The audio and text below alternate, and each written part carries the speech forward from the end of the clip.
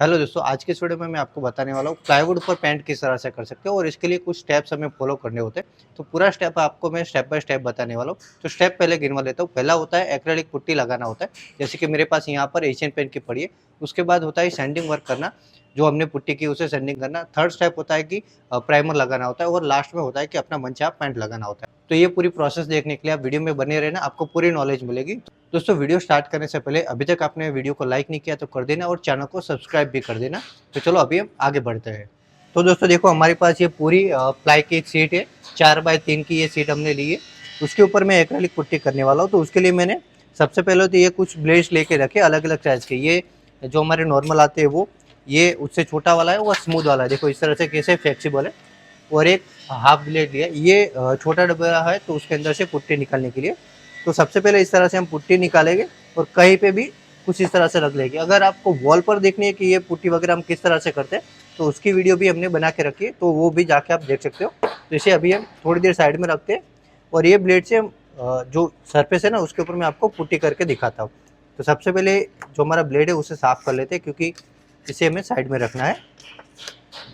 अब उसके बाद ये ब्लेड की मदद से इस तरह से खींचना है। देखो कहीं पे भी लगाओ ना, आपको ज़्यादा लेयर नहीं लगाना है, इस तरह से पतला लेयर ही हमें सिर्फ लगाना है। देखो यहाँ पर मैं किस तरह से लगा रहा हूँ, ऐसे।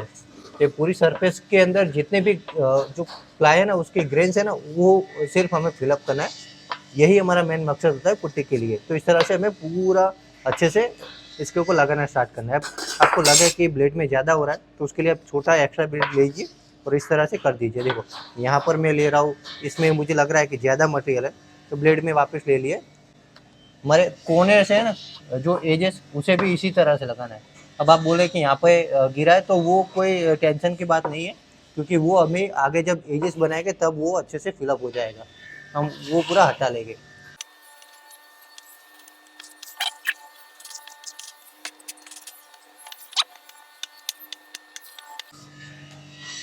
तो दोस्तों देखो, यहाँ पर आपके सामने ही मैंने एक कोट इसे कंप्लीट कर लिया है। अब प्लाई पर ऐसा नहीं है कि हमें वॉल की तरह ज़्यादा कोट लगाने होता है।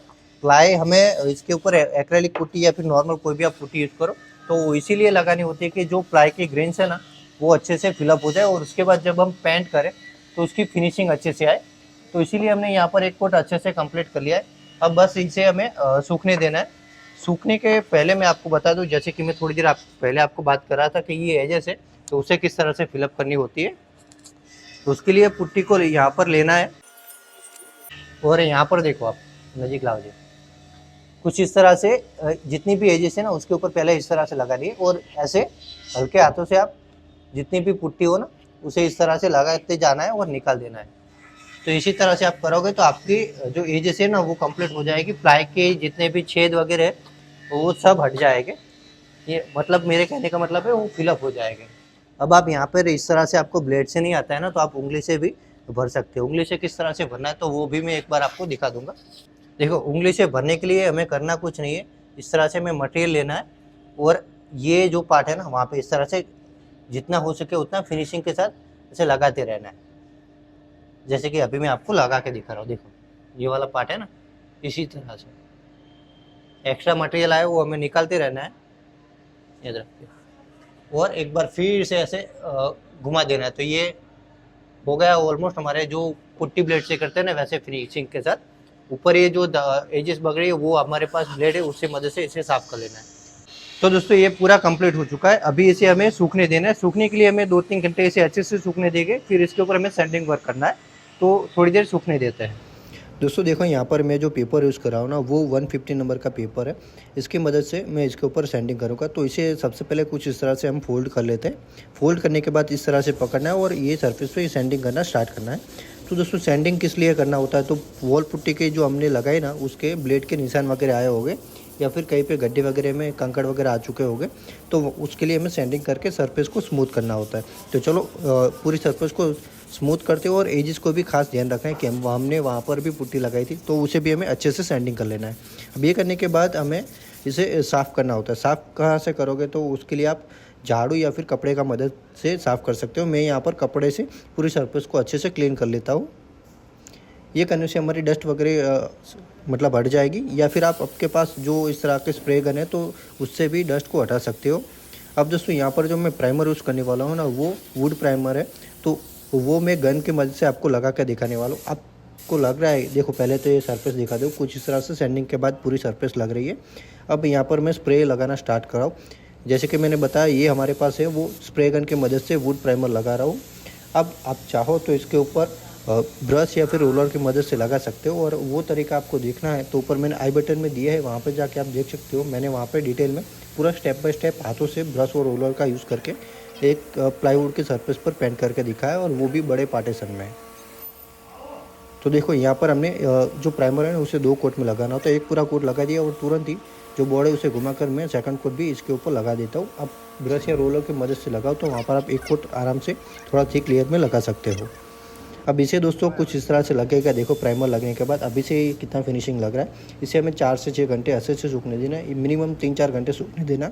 उसके बाद हल्का सा इसे सैंडिंग कर लेना है। हल्का सा इसीलिए करना होता है कि सूखते टाइम इसके ऊपर कुछ डस्ट वगैरह लगी हो तो उसकी वजह से सरफेस हल्की सी रफ हो जाती है, तो वो हट जाए। उसके लिए हमें 220 नंबर का या फिर 320 नंबर का पेपर लेना है और अच्छे से पूरी सरफेस को सैंडिंग कर लेना है।